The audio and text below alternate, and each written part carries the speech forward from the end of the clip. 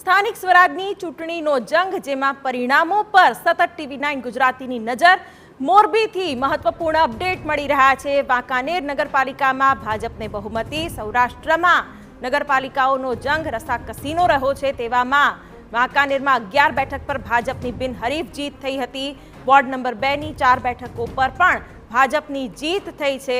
એટલે અહીં પણ નગરપાલિકામાં ભાજપનો ભગવો લહેરાયો છે. 28માંથી 15 બેઠકો પર ભાજપે જીત મેળવી લીધી છે. વાંકાનેરના ધારાસભ્ય જીતુભાઈ સોમાણીની પ્રતિક્રિયા પણ સામે આવી છે.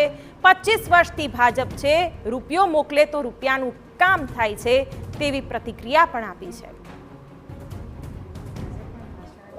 વાંકાનેર નગરપાલિકામાં ભારતીય જનતા પાર્ટીનું શાસન 25 વર્ષથી ચાલી રહ્યું છે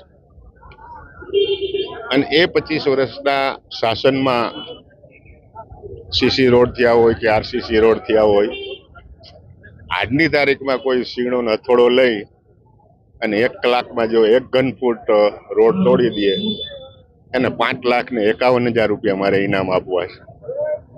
અમારા જે શાસનમાં થયેલા છે એ રોડો,